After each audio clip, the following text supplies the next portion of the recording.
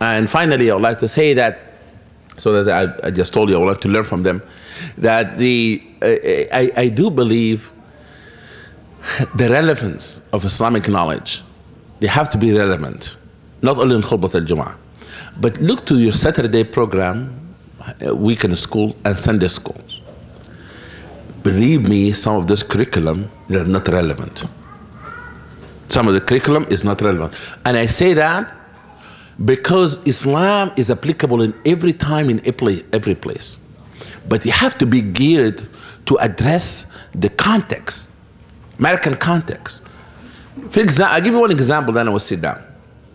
If you want to teach children, for example, how to deal with the issue of generosity and giving and zakah, we cannot have most of our activities in our Sunday school, Saturday school, is a lecture and class type, where a child he just finished 5 days of his schools, and here somebody sitting and lecturing them for another 3 hours, feeding them information, and he feels just another day of his schools.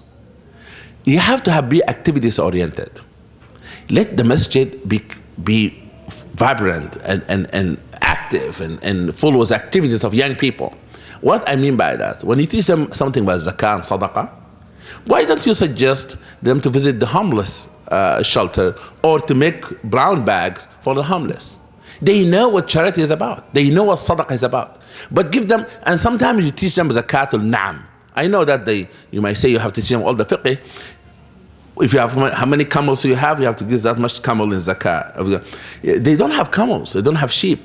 It is true. Let them later, if you want, they grow up in this learning of fiqh, let them later get this information. But for now, have to be called character building,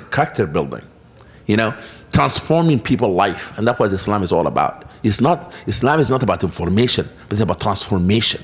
Transform people's life. And those youth, they're really hungry for that transformation. Assalamu alaikum wa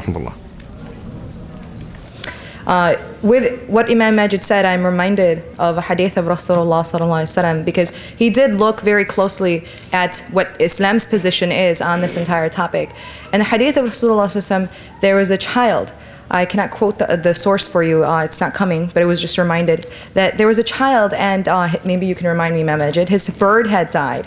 And so Rasulullah, Umayr, so he goes to him and he says, Ya Umayr, ma fa'ala bin nughayr, because he had a little baby bird. So he says, what's wrong, what happened to your little bird? Because the bird dies. So Rasulullah goes to this child and very playfully, very, just strokingly says, what happened to your little bird? And the child, with the healing Rasulullah was giving this child, he felt a lot better. So we're reminded from the sunnah of Rasulullah that youth have needs, that sometimes they're upset, sometimes they're cranky, sometimes they're moody, but they have needs. And this entire session, if you were just joining us, is about fulfilling those needs, inshallah.